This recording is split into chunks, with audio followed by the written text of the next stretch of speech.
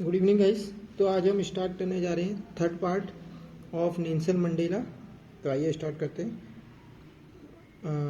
In life every man has twin obligation to his family, to his parents, to his wife and children. हर व्यक्ति के जीवन में कुछ कर्तव्य होते हैं, अपने बच्चों के लिए, परिवार के लिए और अपनी वाइफ के लिए। And he has an obligation to his people, और अपने लोगों के लिए, इस कम्युनिटी, समुदाय के लिए, कंट्री के लिए। In a civil and human society, सभी जगह उनके कर्तव्य होते हैं। Each man is able to fulfil those obligations according to his own inclination and abilities. हर व्यक्ति इन्हें अपने योग्यताओं के आधार पर पूरा करता है। But in a country like South Africa, लेकिन साउथ अफ्रीका में it was almost impossible for a man of my birth and colour to fulfil both of those obligation.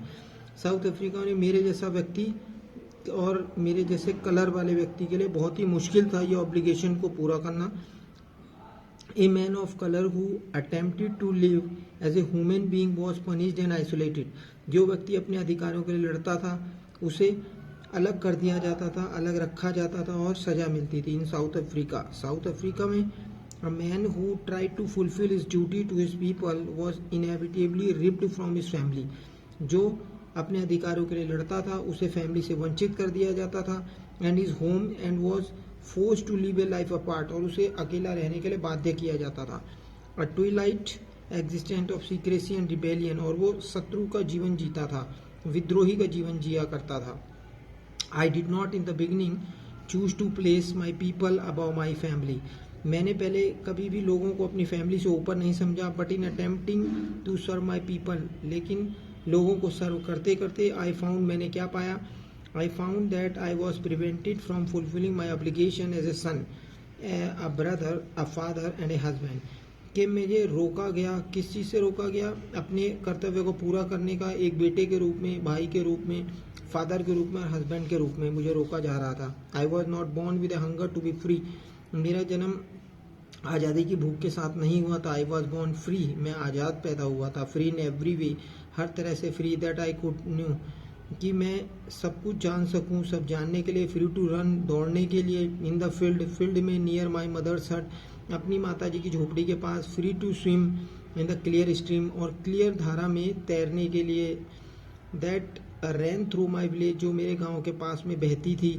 Free to roast mealies under the stars, और तारों के नीचे मकई के दाने भून के खाने के लिए। And ride the broad backs of slow moving bulls के ऊपर, चौड़े चौड़े बुल्स की पीठ पर घूमने के लिए। As long as I obeyed my father and I abided by the custom of my tribe, जब तक मैंने अपने कबीले के और अपने पिता के नियमों को माना। I was not troubled by the laws of man और गॉड, मुझे ना तो भगवान के नियम से कोई परेशानी थी, मुश्किल थी, शिकायत थी, और न ही व्यक्ति के बनाए हुए कानून से।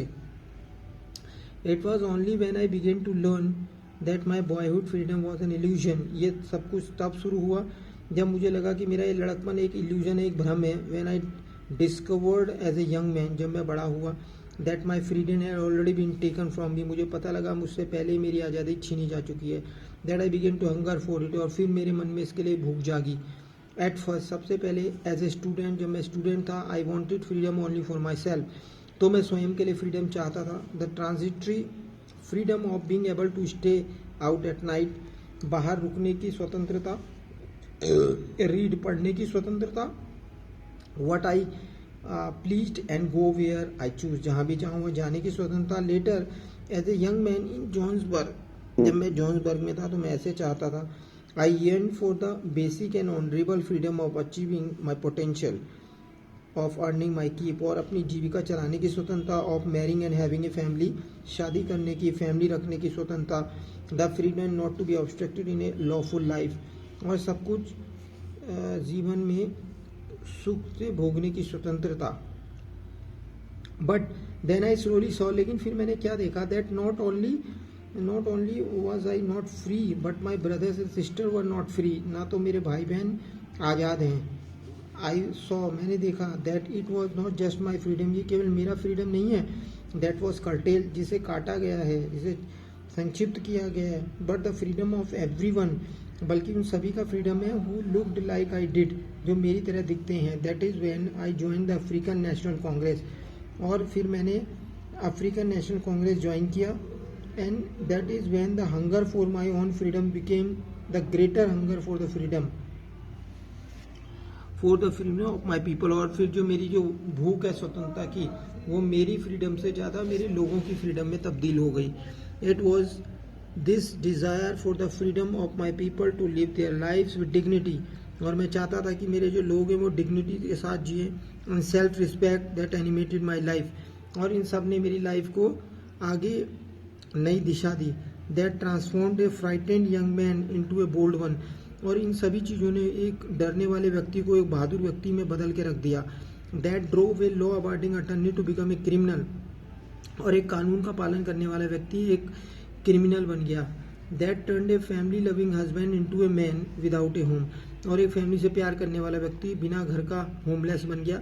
That force a life loving man to live like a monk, और एक लाइफ लविंग मैन को साधु बन के रहने पर मजबूर कर दिया। I am no more virtuous और self sacrificing than the next man, मैं दूसरे व्यक्तियों की ही तरह ज़्यादा बहादुर या सेल्फ सेक्रीफाइस व्यक्ति नहीं था। बट आई फाउंड, लेकिन मैंने पाया that I could not even enjoy the poor and limited freedom, कि मैं अपनी किसी भी आज़ादी का आनंद नहीं ले सकता।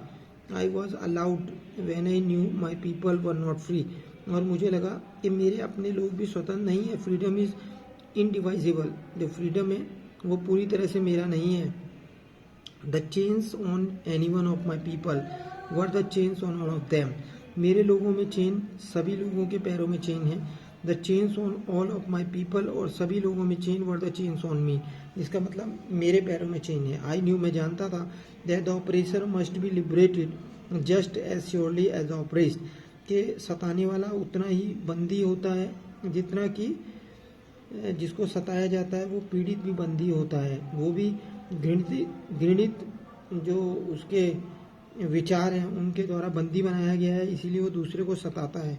अ man who takes away another freedoms, और जो व्यक्ति दूसरे व्यक्ति की फ्रीडम को मारता है या उनकी फ्रीडम को छीनता है, is a prisoner of hatred, वो घृणा का कैदी है।